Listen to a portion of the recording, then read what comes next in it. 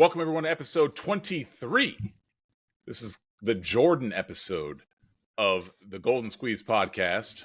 We are talking about SmackDown, which helped decide what the last two matches in the King and the Queen of the Ring tournament were going to be, starting off with the women's Queen of the Ring semifinal between Bianca Belair and Nia Jax. And they had been setting the tone for what was going to happen in this match for a couple weeks with the damage to Bianca's lower extremities. So you knew there was going to be something that was going to play a role with having to deal with the movable object, whatever they call Nia Jax. And it ended up, her leg cost her the match. I'd have to think that if she was fully healthy, WWE would have had her beat Nia Jax, but she wasn't. And Nia got the win. What do you think of the match? I thought it was good with the way that Bianca's been booked and kind of superhuman, like with feeding other superstars on one leg, essentially. Kind of left you guessing to a degree. However, Valkyria winning on Monday, you kind of figured it was not going to be face versus face. Yeah. And so, with that said, I think it was obvious they've kind of renewed the push that Nia had for a bit when she came back, but then they started having her lose after said push. Mm-hmm. But since Mania, I think she's been properly booked, and so yeah, and of course, Bianca is super over right now. I do still think they definitely have to be very careful because her overcoming these superhuman like odds and her overcoming injury to win when she shouldn't be, essentially, like we've discussed on here before, is what had the fans turning against her last time. So if they want to keep her a face, they just need to be cautious in how they book her. But for this, the right decision was made, and Nia won. And I was fine with that. I think Nia was always the right choice to go on to the final from SmackDown. Well, she didn't overcome the odds here, and I agree with you. The right decision, I think, was made. Yep. And one thing I wanted to touch on, have you noticed some of the elements that they're trying to take from UFC and implement into their own product? Recently, they've been showing a lot more wrestlers watching matches from the stands, and they pan to them like they do at UFC events when there's other fighters watching. That's a good point. Yeah, it's an interesting touch because there's going to be some crossover here between WWE and UFC now that TKO owns both. I've just been curious as to how they're going to take elements from one and use it for the other, and that's just one thing that I've been noticing. I think with this match, they had Valkyria, she was watching from the stands, and I think at some point in time they showed Carmelo Hayes watching from the stands. That might have been at Crown Jewel, but yes. I know definitely in Crown Jewel there was at least 4 or 5 different wrestlers that they panned to that were watching from the stands during different parts of the show. We'll revisit Mello's. He had a great heel moment when they panned to him in Saudi Arabia, but we'll get to that later. Yeah, but I just thought it was interesting. I'm just always curious to see how they're going to meld the two organizations together. This weekend for Battleground, we're seeing the first such instance of there being a conflict between a UFC event and a WWE event because it is on Sunday, since UFC 301 is on Saturday. It could be 302. I don't remember. I think it's 301.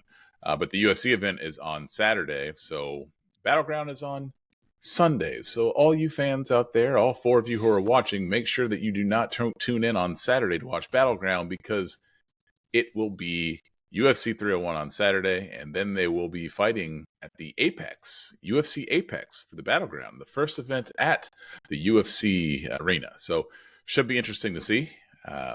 But I digress, and we move on to the next match between the Street Profits and LA Knight versus A-Town Down Under and Carmelo Hayes. Street Profits and LA Knight, the babyfaces, they ended up getting the win. Carmelo Hayes taking a lot of losses early on in his career, which I'm okay with. because I'm not. I said when he was in NXT that this is not the place for him, and that he's too small, and that he should be relegated to a jobber role until he grows about 4 or 5 inches. Uh, I do know that you are a Carmelo Hayes fan, and you're probably not Yes. happy with the losses that he's taking early in his career. So I'm sure that you have some strong opinions about this particular match. Well, and again, if they wouldn't be portraying him as they have been by drafting him in the first round and immediately putting him up against Cody Rhodes, which I still don't like that. It's like, okay, your top choice, yeah, he's calling out the champ. I get that. Okay. That's excusable to a degree. But then, okay, and I know there's going to be a lot of, well, they had him lose against the champion on his first night. Well, they had him lose against Randy Orton. But did he eat the pin in this? How did this one end again? Ford did a frog splash. Oh, and a bad one. Yeah. Like, he clearly hit his legs. His frog splashes are too big. He's too athletic. But did you notice that when he hit Mello's legs? That could have been bad for all involved because he clearly did not hit clean. No. But I mean, yes, I noticed it, and then I agree with you. No, he did not hit clean. But it appears all involved are okay, thank goodness. But it was Mello that ate the pin. I don't remember who ate the pin. I don't know. Okay, but yeah, either way, he is, but he looked good in the match. I mean, he's all parties involved are very talented. A-Town Down Under plays the heel role to perfection, and this all started with a great heel. You know, I don't know what they're calling it, if it's still the Grayson Waller effect or what they're calling the little talk show, but Mello came out there. There was some great heel stuff there, and then LA Knight came down and started throwing the trees and stuff out of the ring. And but no, the match was fine. But yeah, I agree. I just now that King and Queen of the Ring is over, I can only imagine they're going to have to start booking Mello to get some wins here. I mean, I don't see why else they would have drafted him so high or made a big deal about that. Probably what happened was Triple H had watched him wrestle at NXT, but never saw him in person, and so they drafted him first. He saw him in person. He came up to about his waist, and he said, "I think I've made a mistake," and he had to book him differently. I'm just assuming that's probably what happened. Triple H realized that he just wasn't quite the size of a wrestler that he would want on his program. So, it happens. They did an about face. They're trying to make things right, and if they could go back in time, they would have drafted him last or not drafted him at all. I would say he's the front runner to win the briefcase. He's not winning a briefcase. Remember this for viewers. I will remember this. Remember this. I have a better chance of winning the briefcase than he does. We'll see. What was next? I would love to see Chad Gable with the briefcase. That's what I want to see. Oh, so would I. That would be fantastic, but it's going to be Carmelo Hayes. Okay, we will see. All right, next up was next up was the promo between Logan Paul, and Cody Rhodes. And the ref, they found brass knuckles on Logan Paul. After he gave him to Michael Cole at the press conference. Yeah. I guess in a weird marketing campaign, the makers of said brass knuckles made more than one pair. And, I guess Logan Paul purchased some more. But his facial expressions are amazing. The look you could see on his face when the ref felt him, like he knew he was busted. That was just great. Yeah. And then we got some of the old same stuff from Cody Rhodes, his same old promo that he cuts every week. I'm already done with Cody, but it set up their showdown in Jeddah, Saudi Arabia. It was a decent segment to close out before they went on to bigger and better things. I did enjoy it, but I more enjoyed Logan Paul than I did Cody Rhodes. That's all I'm saying. I enjoyed Logan a lot more than I enjoyed Cody. I just think that Cody's becoming stale. I'm ready for a heel turn from Cody. Dude, that'd be great. And you know it. And I don't know if we've directly talked about this, but just based on your feelings about this, and I feel the same way. And I do like Cody. I like watching Cody's matches. I like how passionate he is. I like him better in what do they call it? Stone Cold, and then I've heard the term. I may be botching this term, but chase mode, like when they're chasing the title. Yeah, And I tend to like longer title reigns from heels than I do with the baby face. And that's just the way that I've always kind of liked it. I liked it better when Stone Cold was trying to overcome the evil Mr. McMahon to get the title, or overcoming The Rock, or and it's great when they get it, but I don't think Stone Cold ever had like a super long reign, but he was still one of the most. He was still arguably the most popular superstar ever. I say arguably because I know there's a couple other big names, but it definitely in that era. And there's idiots out there who'd think that he's not the best ever. But I didn't say best. I said most popular. Most popular. Yeah. He's definitely most popular ever. Definitely that era for sure. Yeah, I mean it's him and Hogan. Those are the only two arguments for most popular ever. Hogan in the late '80s, or Stone Cold in the Attitude Era. No, Cena. Cena was hated. Argument could be made for post Stone Cold. I don't know if you can make an argument for Cena being in Stone Cold, because no one ever booed Stone Cold. He only got cheered. He only got people. Well, merchandise sales would tell you otherwise. Well, that's because kids love Cena. Everyone loves Stone Cold. They're still fans. You ever hear an Austin sucks chant? No. Never.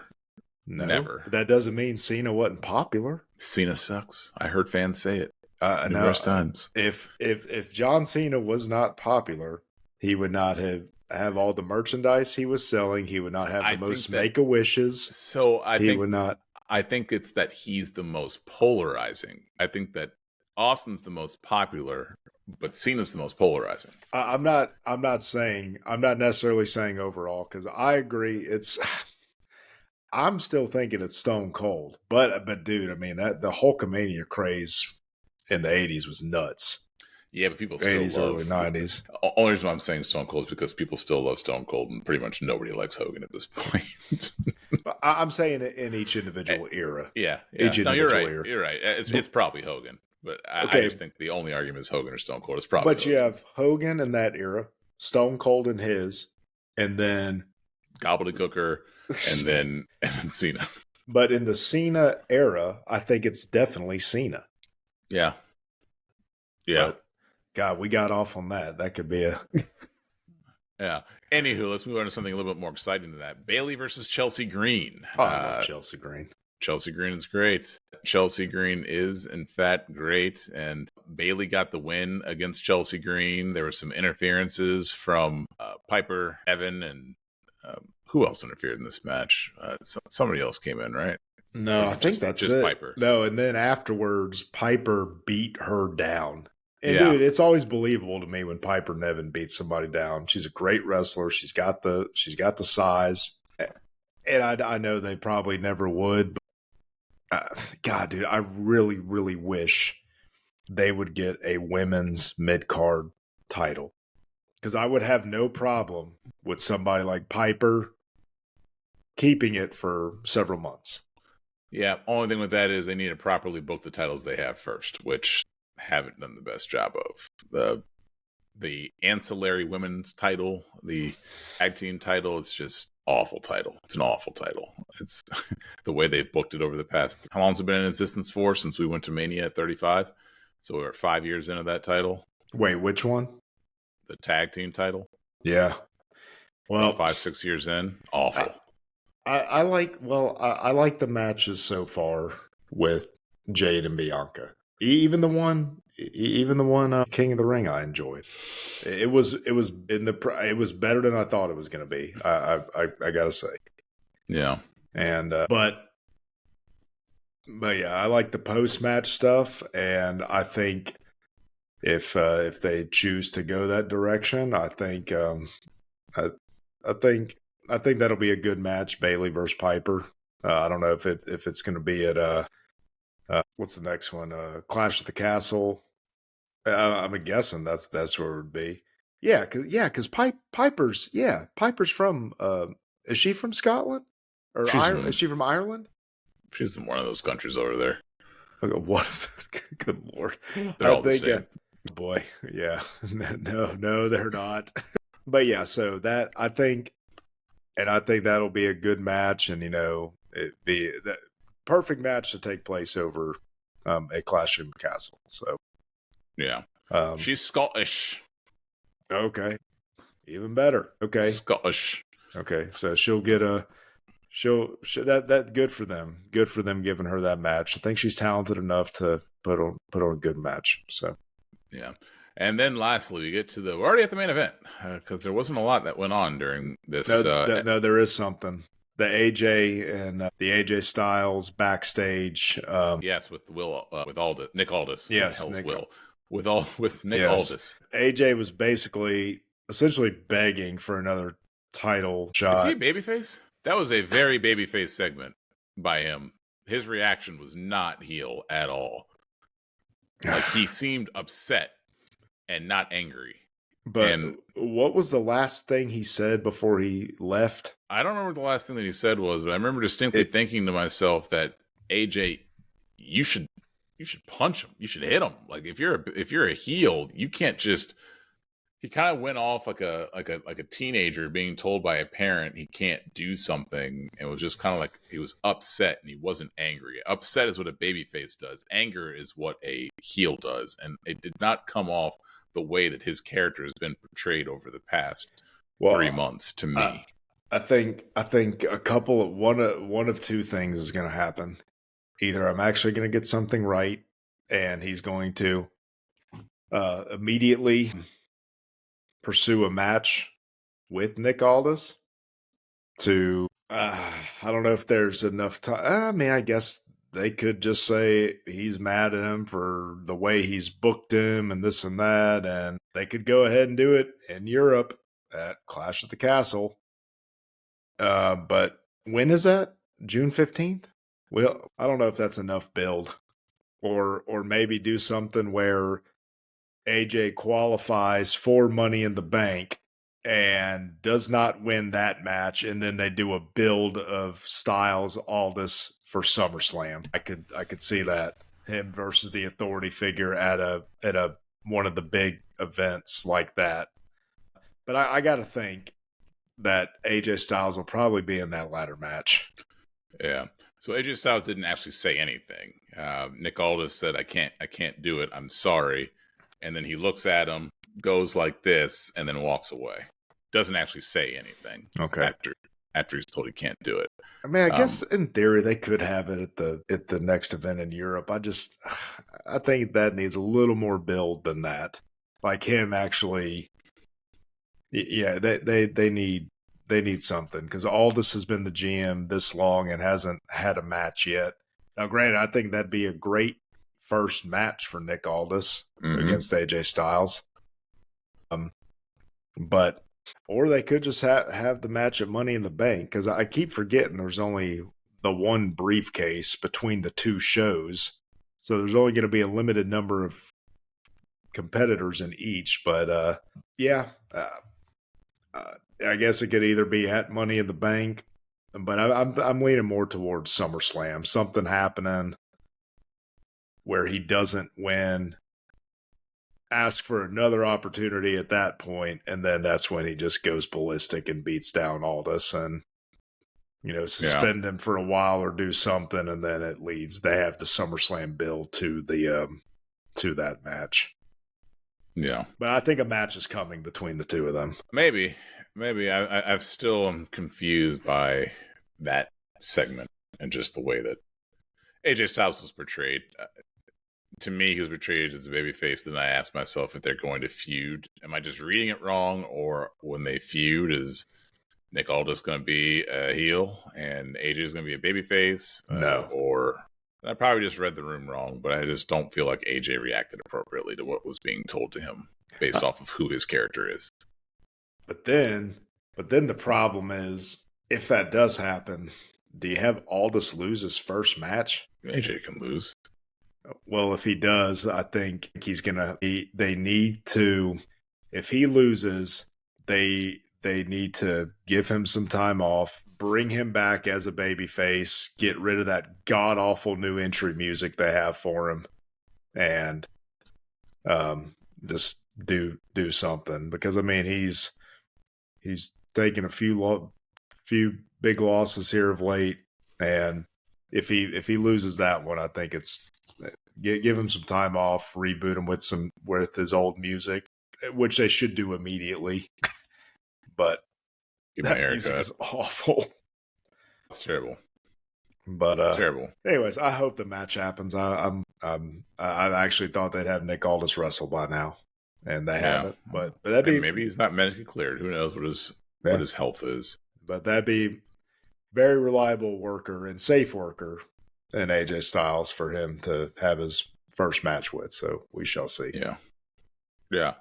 And then the main event: Randall Keith Orton versus my MFT Tama Tonga in a King of the Ring semifinals match to determine who is going to go on to face Gunther at King of the Ring in Jeddah, Saudi Arabia. I did not like this.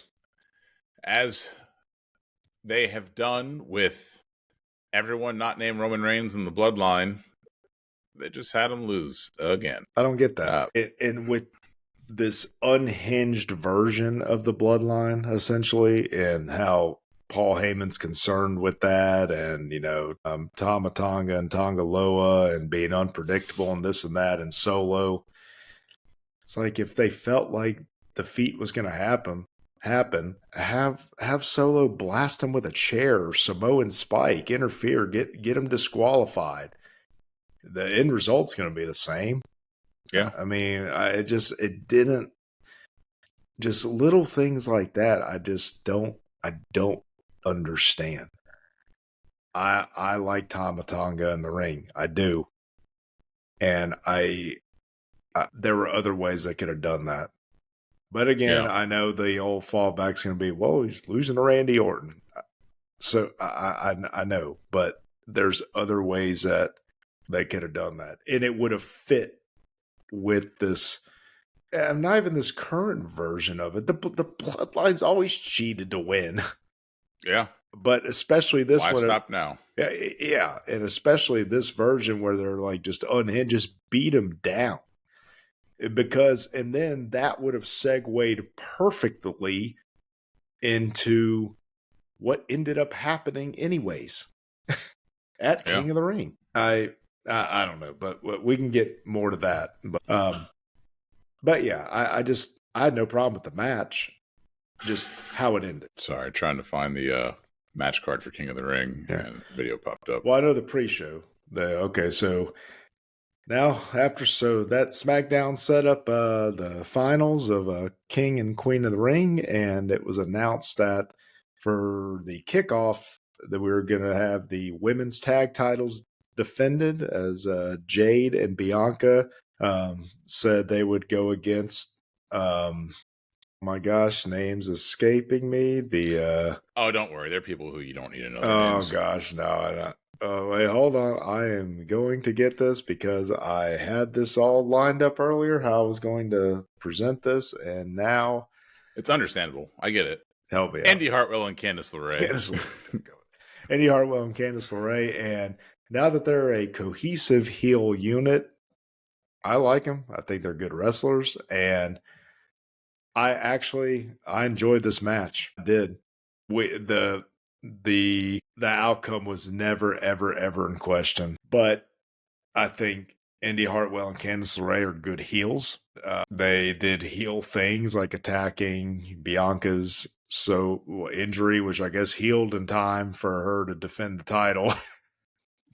Yeah, they just forgot that she was hurt. So you play up this angle of her knee being hurt. They literally fought less than 24 hours prior to this, and she came skipping to the ring like she normally does because there was nothing wrong with her knee. And there was something said where the knee was good to go now, and I was like, give me a week before you tell me the knee's good to go. Don't have her skip. You don't have to no, play it up no, have her on one leg. No, and that's the thing. It's little things like that. I enjoyed the match. I did. But something like that, and on top of that, and I know me and you've talked about this, I do not like titles being defended on a kickoff show. I don't care what title it is. I don't care mismanaged said title or titles in the tag team case have I don't like it. It should be on the main show. That's just me. But I had no problem with this match. I like Bianca and Jade's finisher. I'm not familiar with Jade's work or much of it in AEW, but I definitely think each week goes by, she's looking more and more comfortable in the ring. Mm-hmm. And so yeah, the match was fine. I didn't like the no selling of the injury from the night before, and I don't like the titles being defended on a kickoff show. But what did you think overall of the match? Did you like it, or just didn't care because it was on a kickoff show? Or I mean, I cared in the sense that it was wrestling with talented performers. I kid about Candice LeRae. She's talented. I like her in-ring work. It's pretty much everything else about her I don't like. And that's a lot of people in the company that I like their in-ring work. It's just pretty much everybody in NXT, I feel that way. Don't you leave the Don out of this. Yeah, not the Don. Not the Don, not Stax, not pretty much everybody in that faction is fine on both sides of the coin. But even the accent by the girl. It's so over the top that it's funny though. Like it's because her face she always has the face like she's forcing the accent. She always has that face, and I actually like that. I like that only because I feel like it's supposed to be like a parody. I don't think she takes herself seriously, which I'm fine with. But I don't want to digress too far. I enjoyed the match. I don't like no selling on any level at all. It's one of the main reasons why I can't stand a lot of the stuff on AEW because they forget that they're hurt. It's why I don't like. It's not that I don't like. It's why I can't. I have a difficult time watching a lot of Will Ospreay's work because I understand that he's talented. He's a no-seller. Ricochet used to be, but I think that they forced him to sell once he came to the WWE. It really bothers me, the level and the extent at which they played up her knee injury just for it to not exist. Had it not played such a prominent role in the last 2 weeks of television, then okay. But it's why she was in that match. She's only in that match because of her knee. She beats Nia, if not for her knee, based off of their storytelling. And she is in the Queen of the Ring final at that pay-per-view. So this match only happens because she has a knee injury, and then they have her skip to the ring. I don't even care she no-sells, but it's like she took it one step further by skipping to the ring. She should have been limping to the ring. Yeah. Or at the very least, touching her leg as she walks to the ring or walking to the ring. These are all skipping to the ring is unacceptable. It's just unacceptable to me, and it's negligence. It's WWE superstar negligence. And it didn't detract from the match per se, but it did in the beginning portion of things. I got over it very quickly.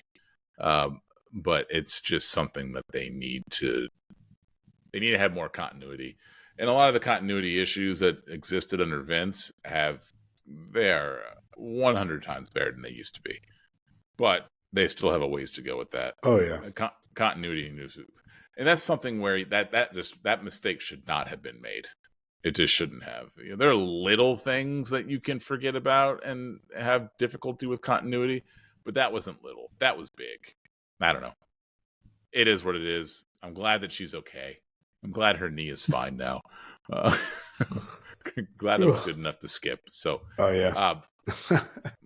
but it was good. It was good. There were a lot of women's matches in this card, and it's fun. It's funny to think about. They weren't allowed to wrestle there the first time that they were there. The women weren't allowed to wrestle at Jeddah. I thought they were, but that's what they said they can. They just had to. I thought it wasn't until the second one that they were allowed to wrestle there. I thought the first one they didn't have any women. I could be wrong about this, but I thought the first one they didn't have any women, and then it was groundbreaking when they got to do the second one. Okay, and that could be, but I could be wrong. I remember either way it was groundbreaking when they did, but okay. Yeah. Now we just need to get them in their actual ring attire, and that's real progress. But yeah, maybe. But I wouldn't have thought that we would ever see women wrestling in Saudi Arabia on a pay-per-view. I wouldn't have ever thought that WWE would have gone to Saudi Arabia on a pay-per-views. You never know. You never know. But we get another women's match next between Liv Morgan and Becky Lynch for the women's championship.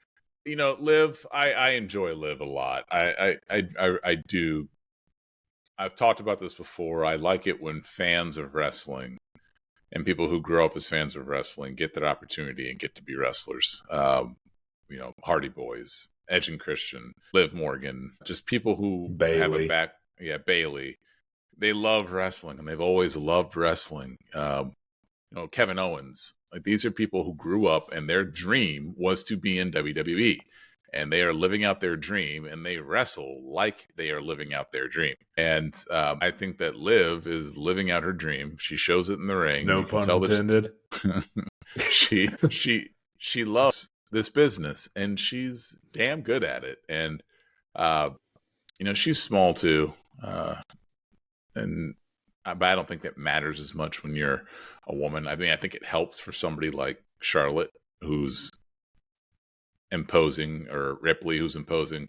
But, you know, Becky's small, Liv's small, and I don't think it matters as much, even though I don't think anybody these size should be beating Nia Jax. But I understand that they will. I don't think there's a world where Becky Lynch or Liv Morgan should ever beat Nia Jax. It just doesn't make sense to me. I don't think there's a world where anybody should be kicking out of a Nia Jax turnbuckle leg drop, but it happened. Yeah, or an Annihilator. Yes. I can tell you there's an Annihilator on this show that should never have been kicked out of and wasn't. Yes. But we'll get to that a little bit later. I didn't like this is how they a good ended match. this. You don't like how they ended it? Just put over Liv without interference. It's tough to put over a heel, though. You got to have some heel tactic. I feel like no, you can't just. What heel wins clean? They did when Rhea beat Charlotte at WrestleMania. That was full blown heel Judgment Day. I never viewed Ripley as being a full blown heel.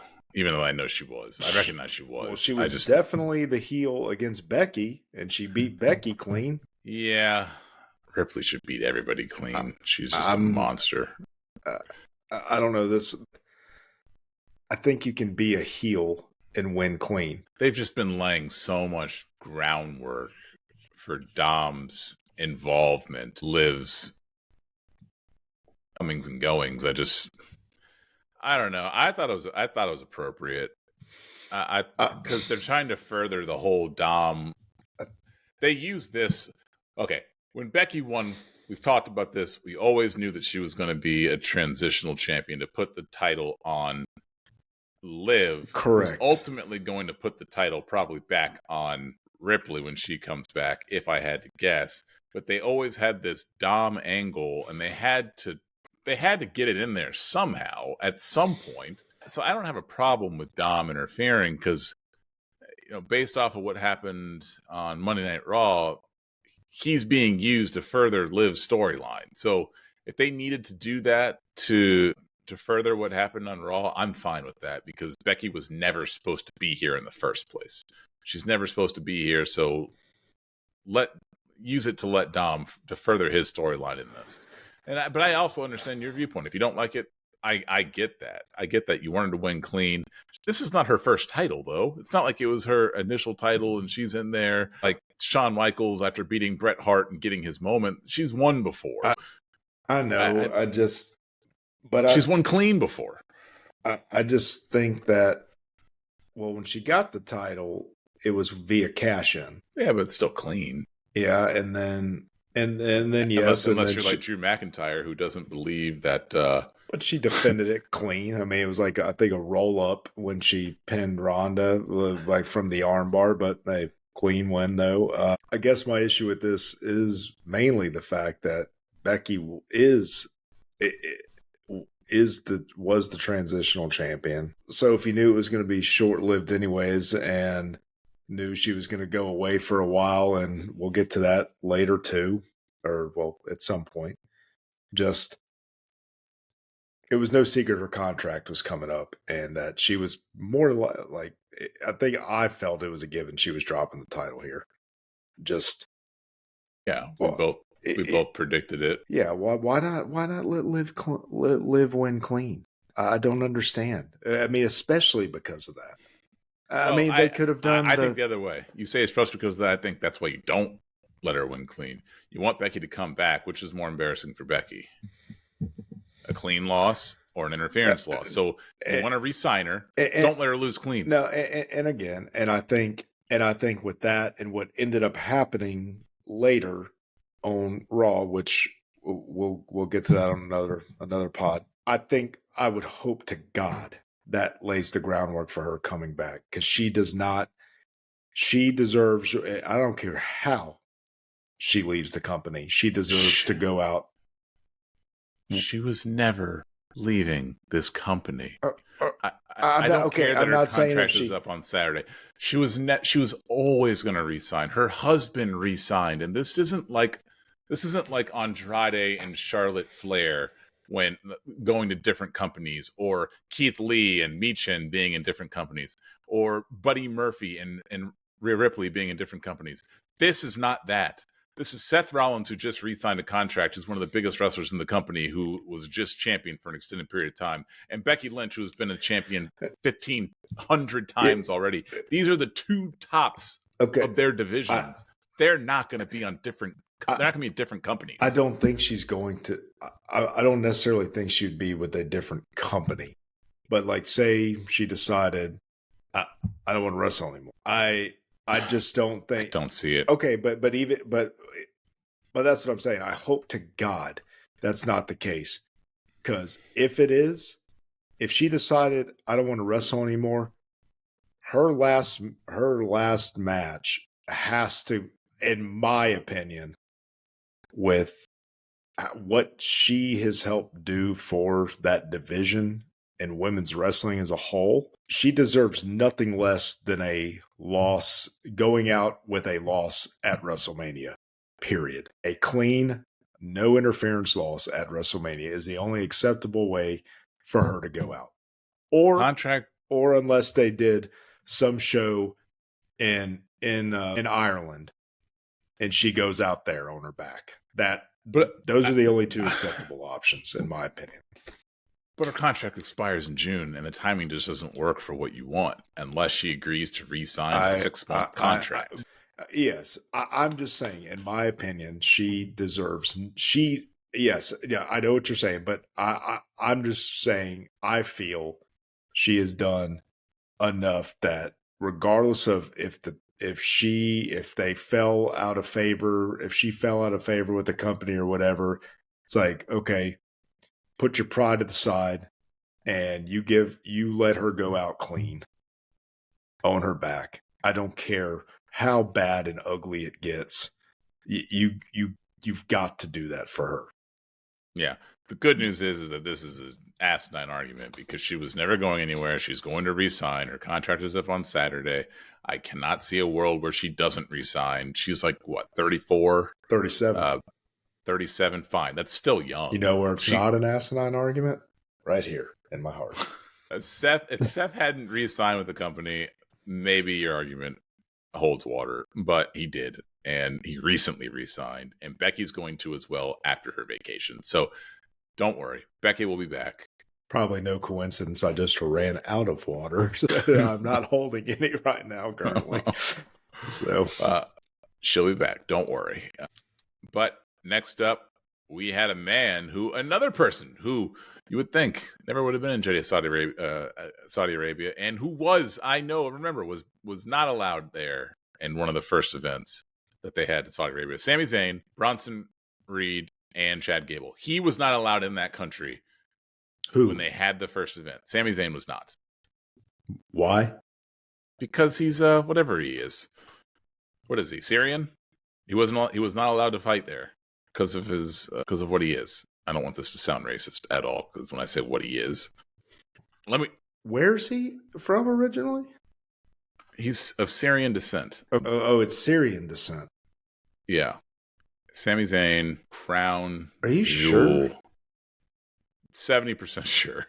Okay, because remember at one of those events, Roman Reigns looked at him, and when the fans were cheering for Sami, Roman said, "They should have never let you in," or something. Yeah, he wasn't allowed in. That's what he was referring to? Yes, he was not allowed in to Saudi Arabia. Okay. So, that's fantastic heel work. That makes it even better. I didn't realize that's what he was referencing. So this was the first time he was allowed in, or it was either this one. No. The last one was the first one he was allowed in. So for 5 years he was not allowed in Jeddah, Saudi Arabia to wrestle. Fans love him. Yeah, well, yeah, because it's just government propaganda why he wasn't allowed in. But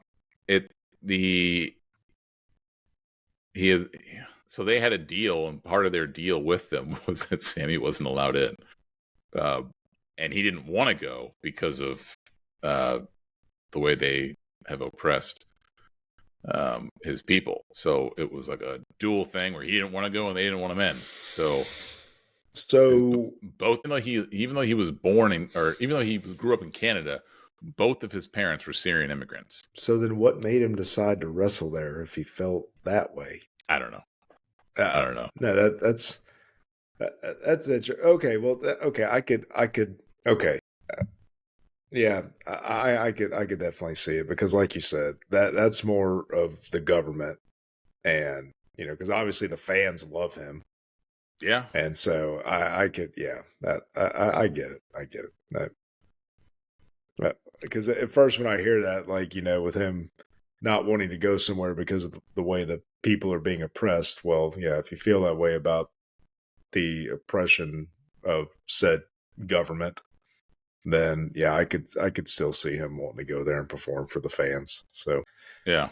Anyways, so we got this triple threat match, and Sami Zayn got the win. I got the one up on you on this one because I had Sami and you had Chad Gable. Yeah, no, I thought they were going to give it to Gable, and they didn't, and it went exactly like I said.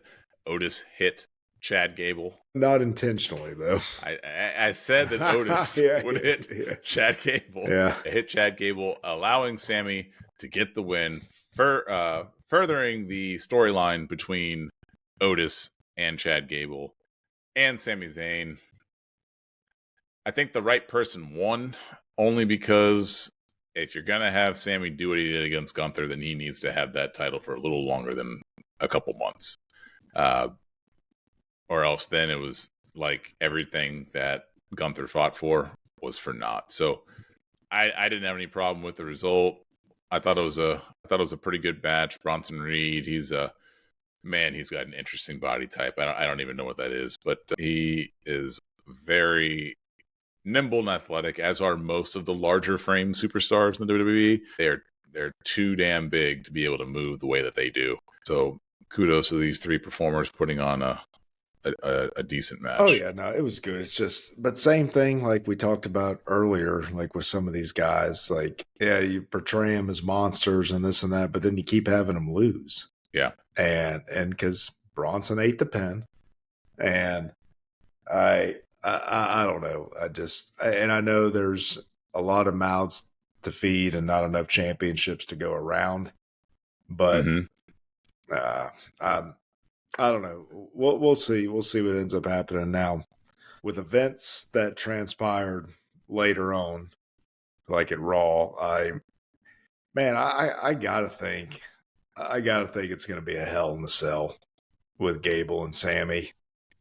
I think the rivalry is starting to get to that point. They have faced off, let's see, twice or yeah, 2 times, and then this triple threat was a third. I think that's what's coming. Only reason why I don't think it is because I don't think there is a rivalry really between Gable and Sami Zayn at this point. I think the rivalry is more between Otis and Chad Gable. But Gable's still pursuing that title. He is still pursuing that title. At the same time, he's fighting his own Alpha Academy. I think that I don't know. I don't know if they're going to give him that shot. I don't think he's going to get an opportunity to get it. I think that Otis is going to derail it, and then he's going to completely forget about that and then just fight with Otis. See, very well could be. Yeah. Also, our fact checkers look it up. There was 12 matches in the original Crown Jewel in 2018. None of them were women. So there were no women's matches. Women were not allowed in. And then in 2019, Natalia fought Lacey Evans, and that was the first women's match that was allowed. So they had to wear everything covered up. Yeah. But that was the only women's match in the 2019 Crown Jewel. I thought Sasha Banks was in that one. Guess not. Oh well. Let me reload. Wrong again. No. Shocker. No, but we did get Tyson Fury versus Braun Strowman in that one. And Brock Lesnar versus Cain Velasquez. But no Sasha Banks, just Natalia and Lacey Evans. Right. So there were no women in the first one. Now, I am again digressing, but I just wanted to clarify something that we had talked about earlier. So Zayn won the match.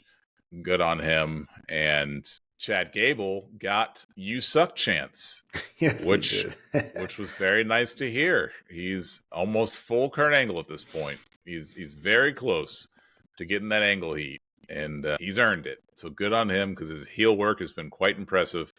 I don't know if I would have expected that from him when he was teaming up with Jason Jordan in the original iteration of his character, but here we are. Good on you, Chad Gable. Keep up the good work, and you will go far. Next up, though, we had Nia Jax versus Lyra Valkyria, and what was also a surprise to me, it was better than I thought that it was going to be. And I don't know if that's just because that Annihilator just looked amazing, in my opinion, that she did to Lyra, and I wonder if that was botched or not. It wasn't. I mean, it probably wasn't, but it just looked like a lot of weight coming down on that solar plexus. It looked like a lot of weight. I didn't see her hands on the ropes very much. I mean, I feel the same way about a lot of the ones that Yokozuna did. Like some of those is like, holy cow! Like how is that? Like even going back now and watching some of those replays, like godly, how is that? But if you listen to the way wrestlers talked about it, he was actually landing on those people some of those times and hurting a lot of people. I hear what you're saying, but Valkyria, you could tell like what I've seen her since. Yes. When? She had a backstage thing with Becky at Raw. Pre-tape from a week ago. She's dead. I forgot about that. It was a very good match. I thought it was booked perfectly. Valkyria is a star. Yeah, I mean, you could tell Valkyria was going to be a star at NXT. Mm-hmm. She was never winning that match, and we talked about no. I never thought that either. And but the way it was booked and how it ended was perfect. Like, and I mean, they brought it up. Hey, and the way the announcers, I think, afterwards said, getting a little overzealous to hit that power move and on the turnbuckle, may have cost her. But hey, but yeah, that ending was great. Great. It's funny the amount of people who we put out those predictions and people in the comment section. One of the biggest disagreements that they had with our picks was a lot of people were saying Lyra's going to win. No. And I was just thinking to myself, like, you're criticizing some of the takes that we have. There was a 0% chance that Lyra was ever going to win that match. Correct. It's just the way wrestling works. No, and then just you could tell because when they brought Nia back, they booked her to look strong, but then they had her taking losses. But you can tell since then, and then when she got moved to SmackDown, I think immediately the writing was on the wall that she within a year was going to win that championship. And I don't see her taking a clean loss any time between now and going against Bailey or whoever the champ is, presumably Bailey. I think that would be a good match. Her versus Bailey at SummerSlam. I don't see Nia losing. Nia should never lose to someone not named Ripley or Flair. Yeah. That's just my opinion. Those are the only two people who can believably beat Nia Jax. If we're just looking at the people that are going up against each other, she's too big. Piper Niven. That's another name. Those are the only three people who I look at them and say, these people, it's believable that they can win without... let me take that back. Anybody can win if you have help, if you have a weapon. But the only people who could ever beat Nia clean, in my opinion, are the three people I just named. No. Bianca, Jade. Only because they're huge human beings. Super muscular. Outside of that, Becky shouldn't, Bailey shouldn't, Liv shouldn't, maybe Shayna Baszler, maybe I think I don't know if you saw Tiffany Stratton's a big, strong, athletic girl. But she's a girl. She's a girl's girl. Like she's prissy. Who cares? She's great in the ring. She's great in the ring. She's strong. I need to see more of her before I can make the determination. She is strong. I think the one Lola Vice could beat her. I'm just trying to think of names that could realistically beat her. There is a backstage segment which we'll talk about when we go over NXT in the next episode. I'm going to digress on something completely unrelated. It is what it is. Lola Vice's character is the absolute worst. You stop this right now. In the history of wrestling. You stop it. I will never understand what she's doing with the random dancing. You stop it. Here's my issue. They did a backstage segment with her on NXT where she was just throwing combos, like just shadow boxing backstage. Mm-hmm. And her punches were so crisp and so realistic. She was an MMA fighter. I know. That's my issue. The dancing, you think they need to do away with that? Just let her be a badass. Do away with it. Let her be a badass. She could be what Shayna Baszler can't be because Shayna Baszler has limitations. I hate myself for saying this. Because of her look, Shayna Baszler has some limitations on how far that the company's going to let her go. It just is what it is. I disagree with that. Maybe under Vince, which was evident when, depending on what you believe, when you read, I read something recently where she, until the last minute, was going to beat Becky, which she should have beat Becky. You don't have somebody eliminate everybody in Elimination Chamber just to have them lose. Yeah, but it's not even just her look. It's her voice. Her voice. Give her Paul Heyman. Problem solved. Yeah, maybe, yes. All I'm saying is that Lola Vice has the things that Shayna has and the things she doesn't have. I think that under Vince, yes, Shayna Baszler does not have your prototypical what Vince McMahon was looking for.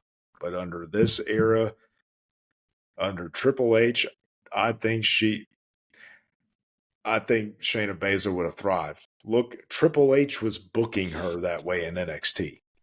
Sure. That was Triple H. Sure. Regardless of if Triple H will push her, because it may be too late. But it may be too late now. Right. I mean, but regardless of that, he can push her. Yes. But she's still not going to have the same look that Lola Vice has. So Lola Vice has everything that Shayna has, and she has the look, I guess is what I'm trying to say. Fine, push Shayna. Don't care.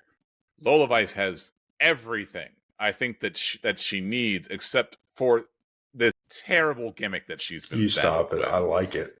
It is awful. No, it's not. It is awful. It is objectively awful. I don't think that you think you're thinking with the wrong head. It is objectively a bad gimmick. I don't even understand it. She'll be selling her neck. I've seen her sell her neck and then just randomly start dancing while she's like injured. Like, what are we doing? It's stupid. I don't even know how I got here. She's living her But best life. no, That's what I got she's here doing. because she could believably beat. If they feed into her background, she could believably beat Nia.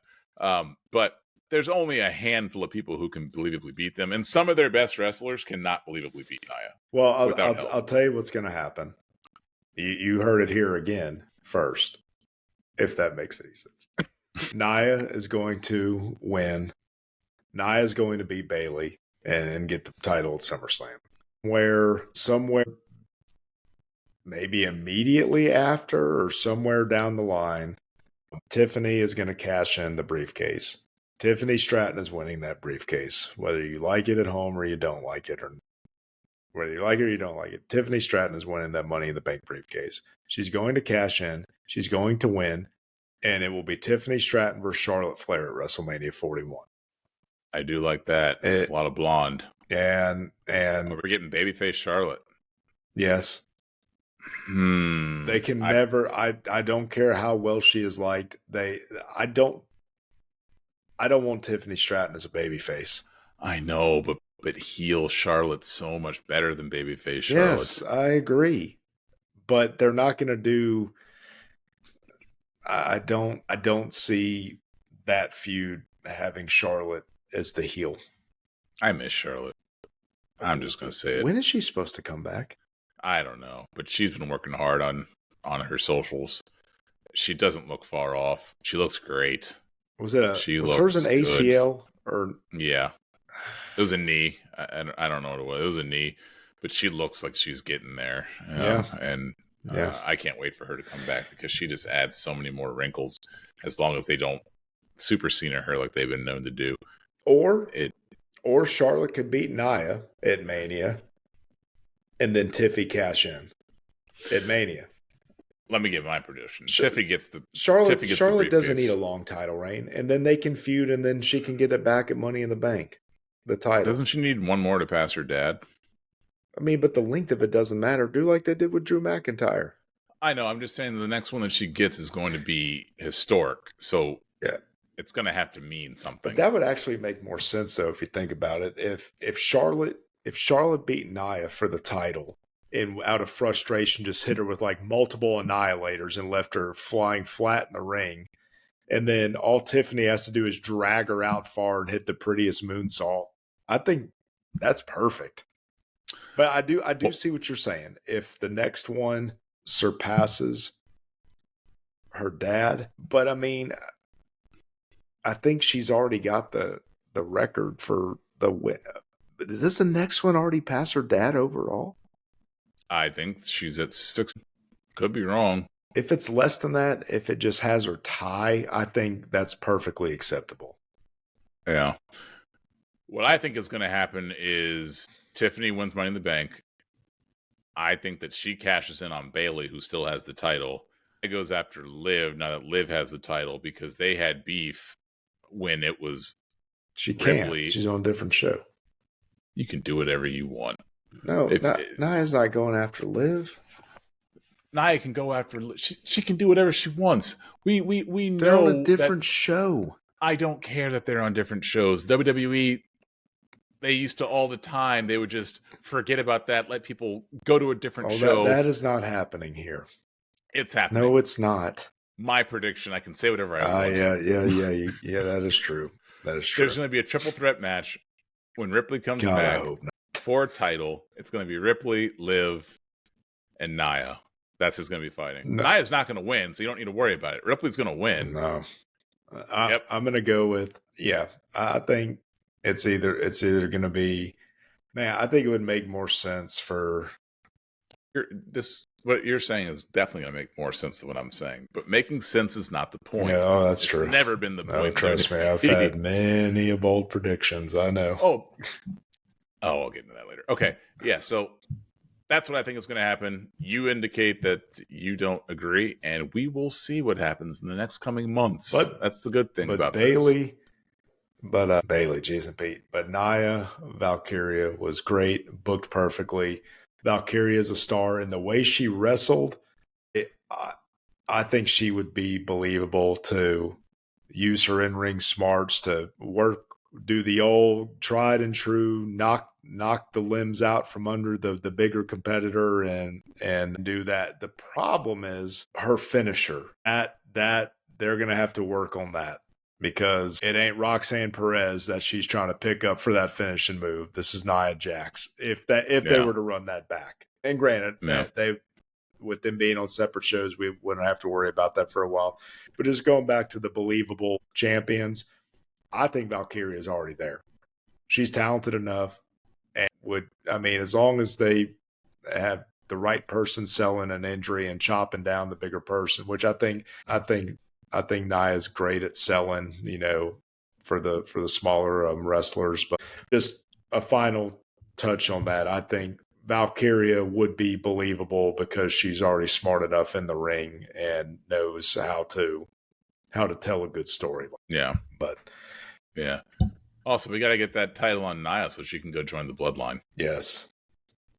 They need a woman. Dude, they should. Why not Nia? She's in the family. Yes. That is her blood. Put Nia in there. Yes. Get maybe even Naomi. Yes. If they're going to break up into two bloodlines, it's going to be a bloodline civil war.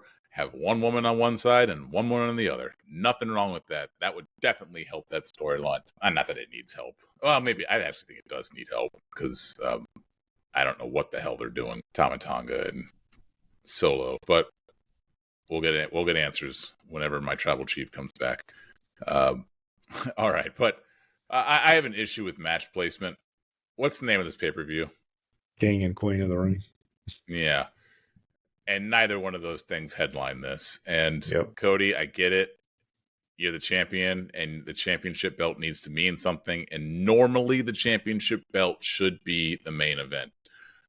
Unless this is the Royal Rumble or the King of the Ring. Those are the two exceptions, in my opinion, of when the title does not need a main event.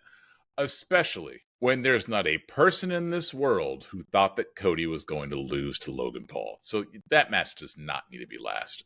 That match could have been second to last. I think that Gunther versus Randy should have been last. If you want to be progressive and say Nia versus Lyra should have been last, okay, I don't agree with that because Lyra's too new and half the audience doesn't even know who she is. But Randy versus Gunther should have main evented this program, and it didn't. And I don't know how you can call it King, Queen of the Ring and not have a main event. I agree. And yeah, I think the two championships should have been first. I think Cody should have led. Yeah, I have no problem with that. Cody versus Logan Paul. Then Liv versus Becky. And then have the Queen and King of the Ring. Were there only 4 matches? Yep. Okay. Yeah, absolutely. Absolutely. Yep.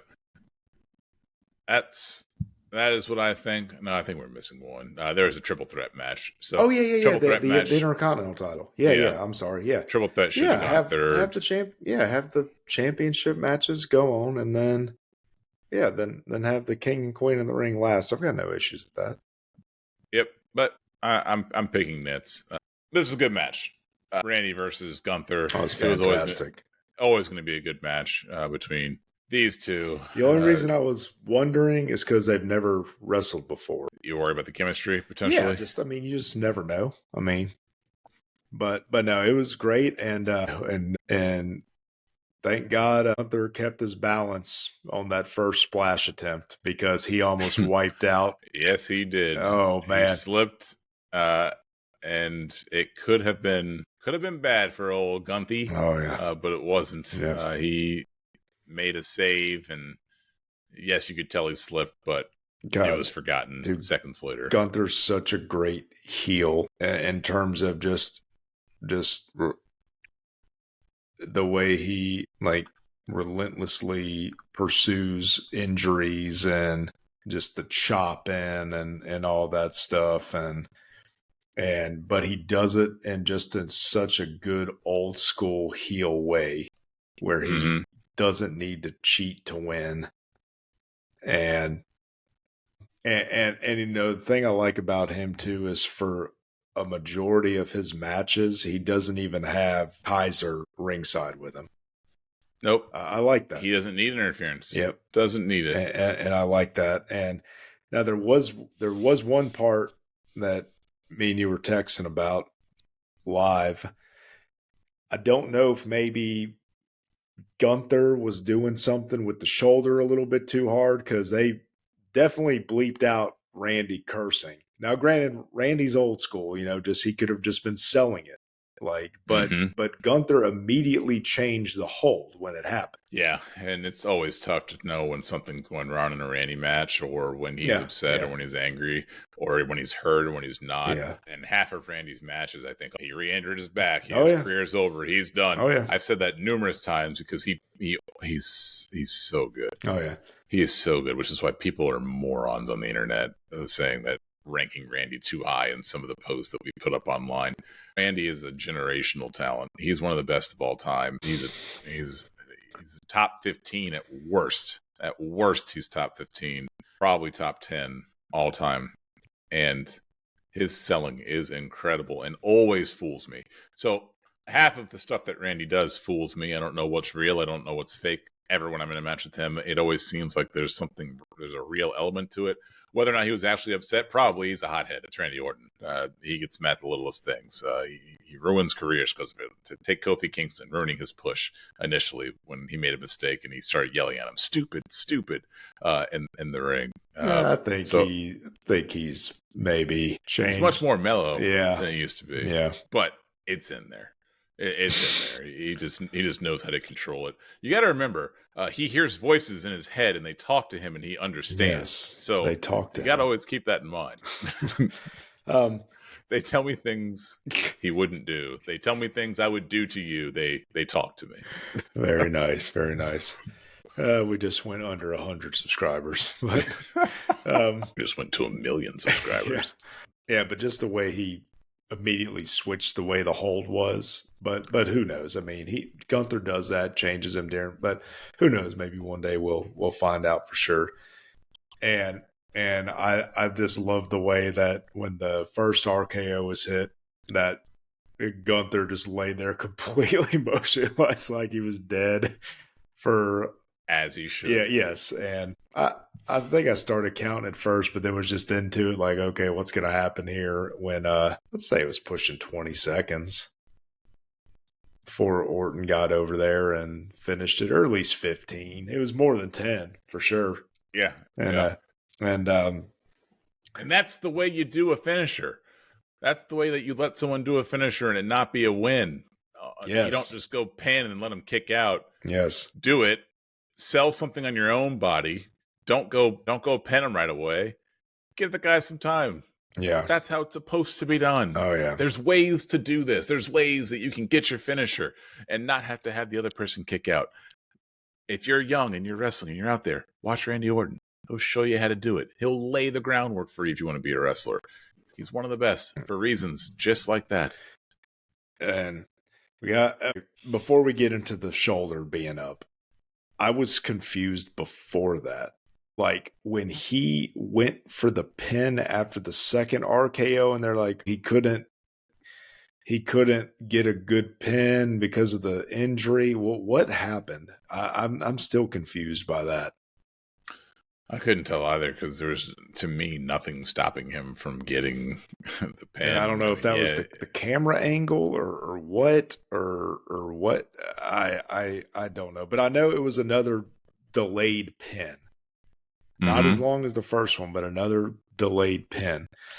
Yeah. But and going back to the shoulder injury thing, I'm wondering if Orton, it's maybe because of the shoulder and back issues, if it's harder for him to get his shoulders down in a position like that from a backslide, but you got to think they would have practiced that and just, hey, things happen. Yeah. And, Triple H addressed it. The only reason I'm thinking that he addressed it because he had to. Right.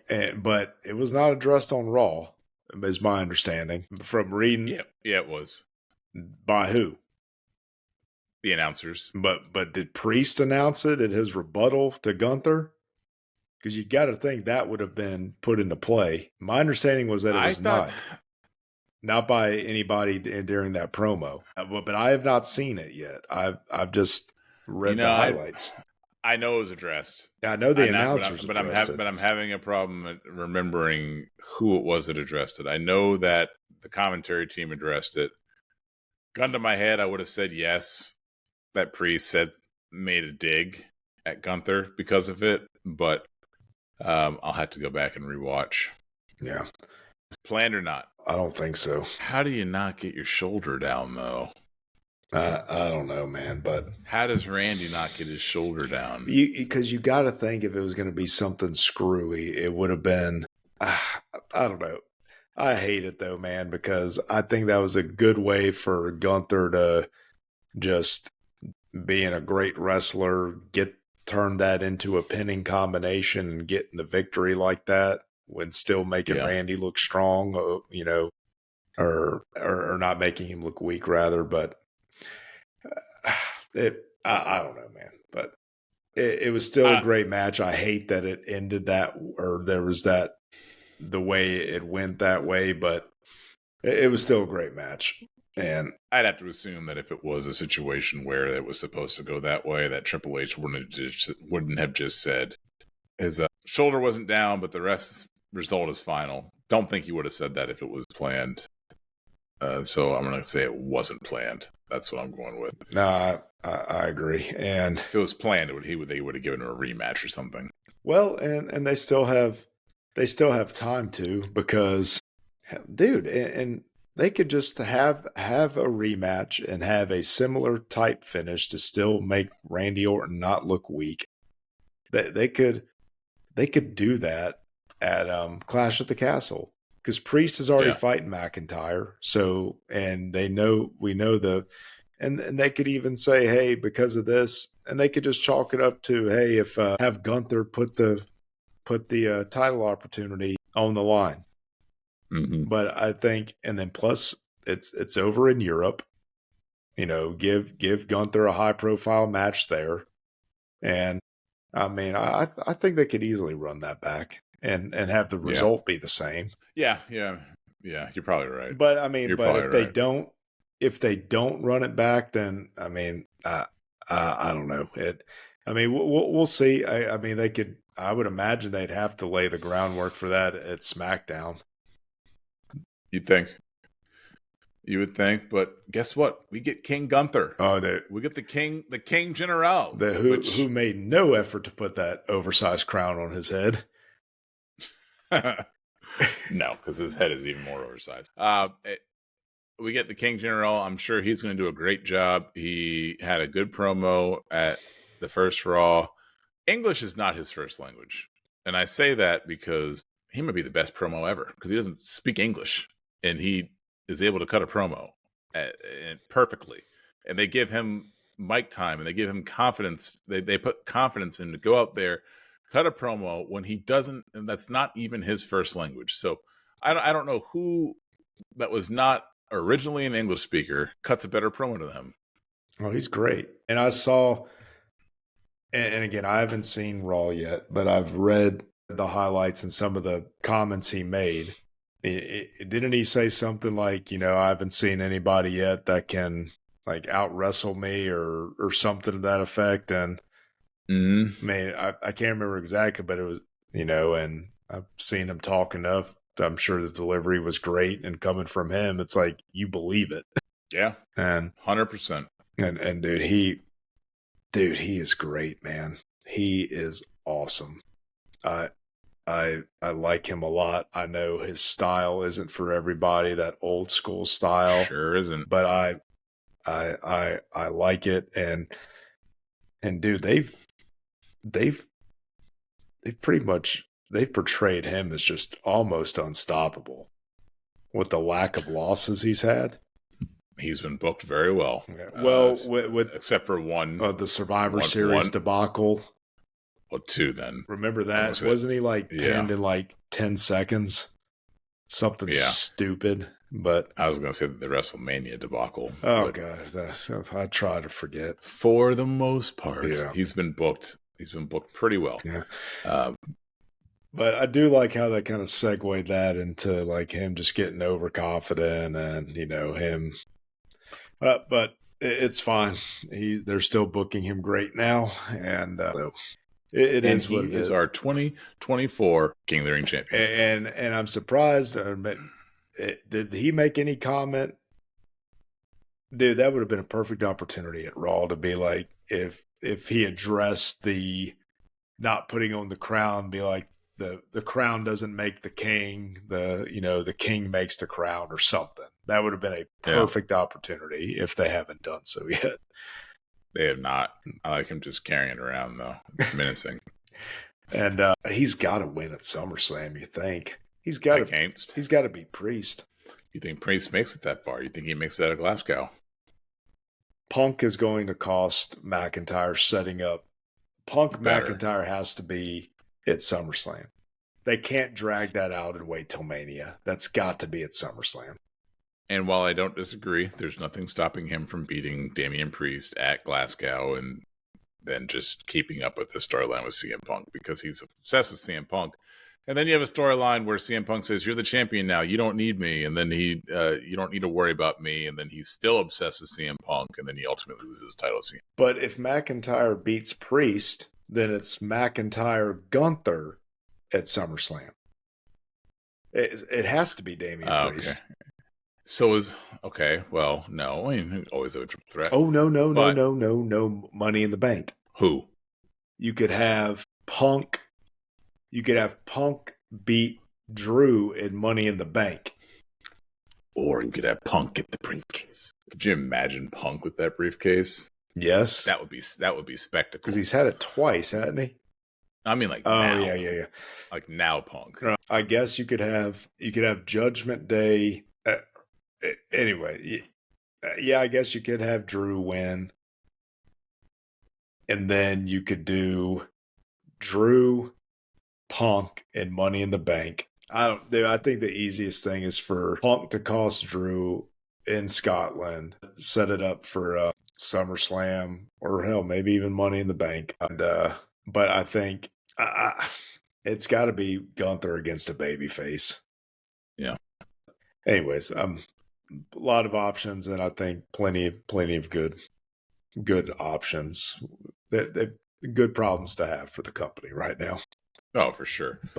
For sure. And another good problem to have is having a talent like Logan Paul in your roster who not only can bring in an audience that they may not have been able to reach in the past, but he also brings a different perspective on things. I've read a lot about some of the things that we've seen being Logan Paul ideas. And he is somebody who I've noticed is just based off of interviews that he has no issue letting the company know what he thinks will be best for the company and things that he can do to help the company.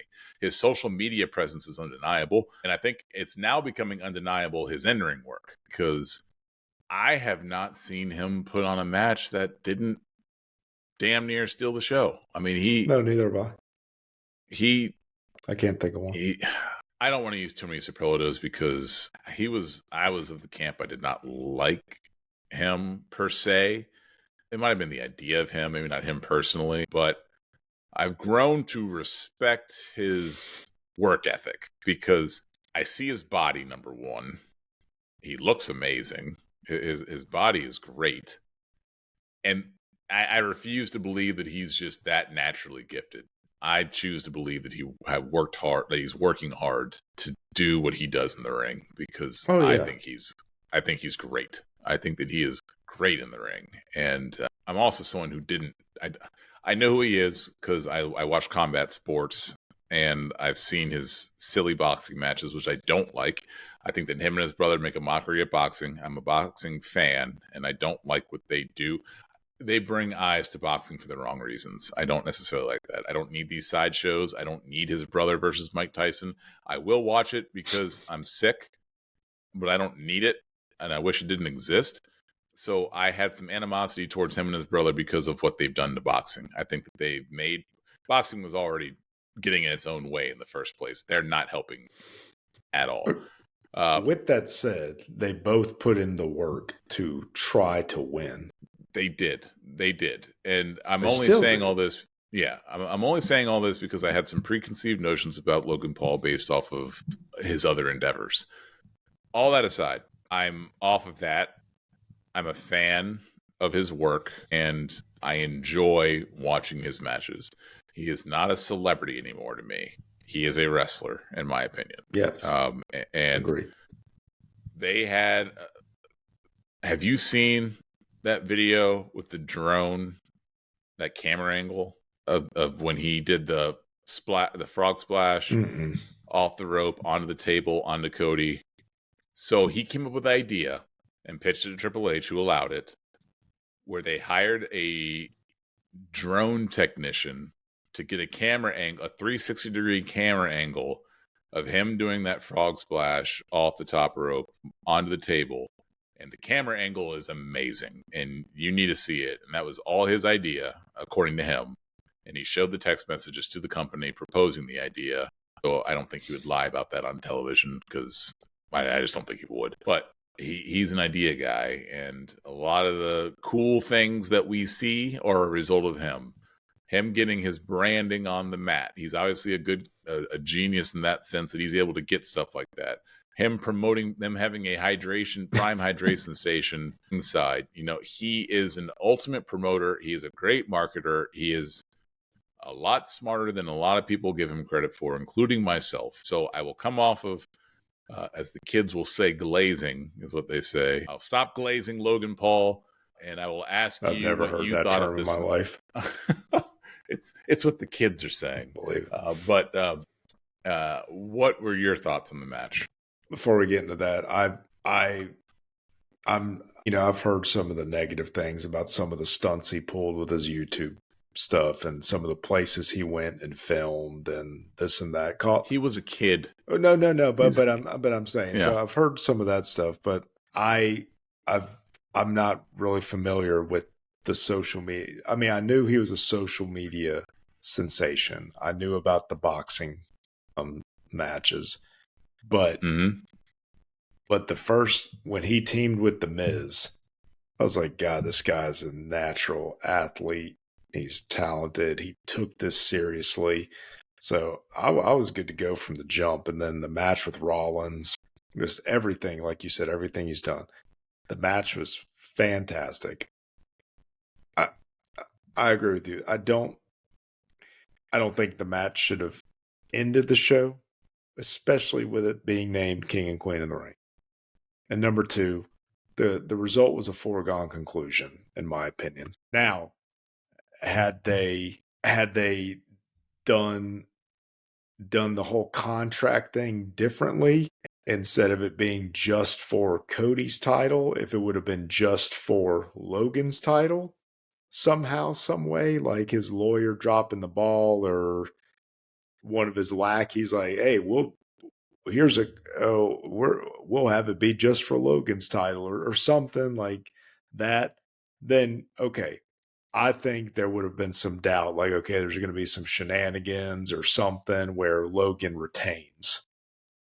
I could have seen that. But when it was just for Cody's, we knew that it was never in question. The spots were great. And me and you spoke about this. I don't like the Super Cena like stuff they do with Cody sometimes. I don't like Logan Paul. He used the brass knuckles to the chest. He hit the splash outside on the table and then hit it in the ring, and it did not result in a pinfall victory. I don't like that superhuman booking. And when Cody hit that one move that I can't remember what they said it was called, but when he hit that new move that could definitely be a finisher. I like that move. That looks dangerous. Yeah. That just looks like a broken neck waiting to happen. But when he hit that, I think you had issues with Logan Paul kicking out of that.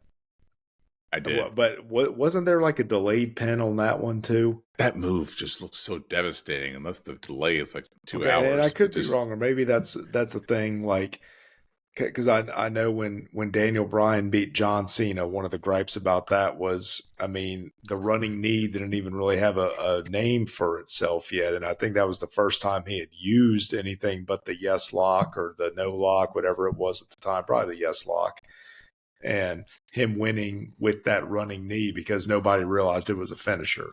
So with that said, using it for the first time, I could see, because Cody Rhodes is synonymous with Crossroads for his finisher. But and I see your argument about having to use the 3 Crossroads. But with that said, he had kicked out of that move, so just to not leave any doubt, hit the 3 in the row, which has kind of become, I don't know if it's a nod to the 3 Amigos in a sense, like just a different variety of it, but him picking them up and doing it. But I don't have a problem doing it just to put them, know you're putting them away for good and no fluke kick out or something. But I don't have a problem with them doing that. But you say just make sure you're putting them away for good. That's what a finisher is supposed to be. You shouldn't have to do the 3. That's what one finisher used to mean. That's what it used to mean. I know. I'm with you. I get it. I'm trying to see what the thought process is here, because Cody has used that multiple times, the 3 in a row against good opponents. Logan Paul is good. Yes, I mean, obviously, I just showered him with superlatives minutes ago. And he's not Roman. He's not AJ. He's not the caliber of person who typically gets the 3. He only needs 1. That's all that he needs. But now, like with all those things you said earlier, you got the logo in the ring, the hydration station. They're taking his pitches for things. Look at the video I sent you. Look at that. Look at this camera angle with the drone circling them. Maybe I did see that. That's awesome, though. Yeah, I mean, that's just something that we would not have gotten. That idea had not been floated or it was denied previously. But I just think stuff like that, that's pretty cool.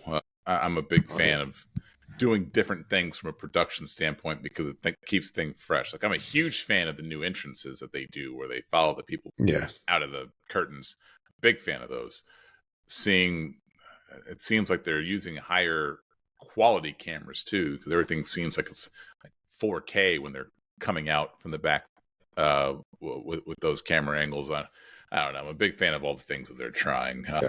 I mean, I think that you and I both agree. I think that both guys probably got in too much offense, which is rare to get 2 guys getting too much offense and then having them kick out of certain things. Not a big fan of that. No, but and you know, the fan service and the finishing the story thing at WrestleMania, I try to look past him kicking out of the spear Samoan spike at the same time, but no.